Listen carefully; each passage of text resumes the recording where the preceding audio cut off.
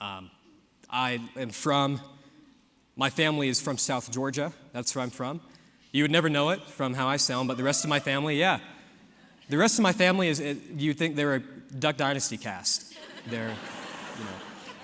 There's nothing Southern about me besides liking Southern food. And so I was back visiting them a few years ago, and they live sort of in the edge of the woods, and not so much anymore. My prayer time's different now, but one of the main way that I used to pray is I would go on long walks and listen to worship and just pray in the Spirit. And it's an amazing thing, and I was walking out and listening with headphones in, had my YouTube going on my phone, listening to worship, and I'm walking out around the woods. Now, I'm the complete opposite of my younger brother, who everything he does is hunting. I'm not very woodsy.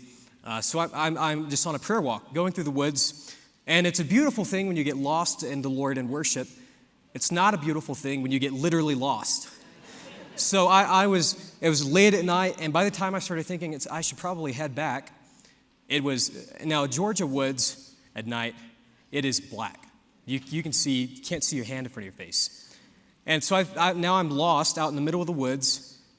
My phone's almost dead, and I don't know how to get back to my house. As my wife or anyone could tell you how terrible I am at administration or directions or anything like that. I have no idea. I don't know where north is, east, south. I don't know how to get back home. And I'm just lost in the middle of the woods. And I'm thinking, well, this is great. And I started to hear, we have coyotes. You start to hear them howling. We've got wild hogs, everything out there that I don't want to be around. And I remembered the advice that my brother told me, which was if you ever are lost, just look for any source of light and follow it. So I wandered around for a while and eventually saw a light. And we have very few neighbors. We're out, we're in the sticks. And so I thought that's either going to be my family's porch light or another one of our few neighbors, and they'll drive me home or something. So I started following the light, and eventually I get close enough to it where I begin to see it. I remember it is dark. So I eventually get close enough where I can see it's not a porch light, it's a campfire. And when I get a little bit closer and a little bit closer, I get close enough maybe from about me to where John Gallagher is here. And there's these 10 girls that are all standing around this campfire, and it was literally a coven of witches. They're all in black hoods, pulled up over their heads, standing around the fire. I normally don't share this part, but they had actually killed a cat, thrown it in the middle of the fire, and I could see it there, dead.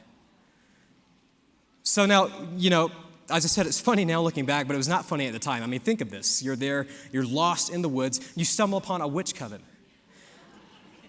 And they've sacrificed something already, and the only thing going through your mind is you're going to be the next sacrifice.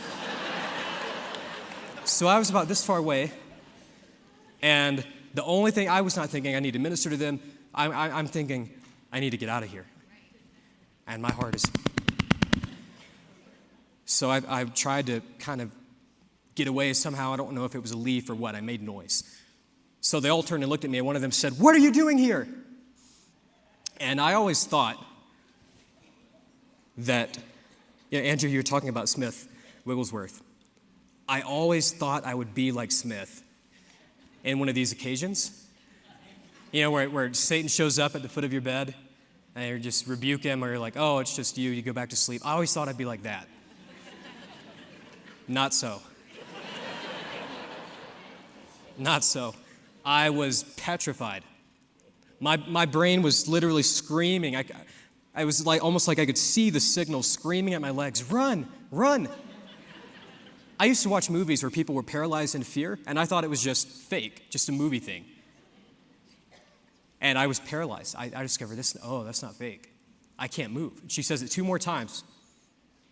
I can't move. After the 3rd time, when she says, "What are you doing here?" Again, just as one of these words of knowledge came forth, just out of my mouth. I said, "I'm here because God sent me here to tell you that He's real and that He loves you." And it was like 2 seconds of fear lifting off, and immediately, all of it came back. What I would have wanted to do is release that word and turn and bolt. But I said it and I couldn't move. And so she starts wailing so hard she's shaking and screaming and crying. And the rest of the 9 girls, I wish I could have been able to lead them to the Lord. They all turned and they ran off. I never saw or heard from them again. So she's standing there crying, shaking. I still can't move. And eventually, my legs are like jello, but eventually I make my way slowly up to her. And when I get just a few feet away, she reaches out and grabs me and hugs me. And we go down to the ground, and she's shaking. When you're crying that intensely, you're often hyperventilating, so she can't really speak to me. And eventually, when that wears off, she begins to tell me this amazing story of, what I thought was an accident of being lost in the woods. It was providence. It was providential. That I didn't see at the time, and things that you're not going to see at the time, that you'll think, I've stumbled into this, but you haven't. You've had the availability, and God gives his ability. So I'm going to try to tell this without crying. She begins to explain how she was raised actually Pentecostal Christian. Her mother's Pentecostal.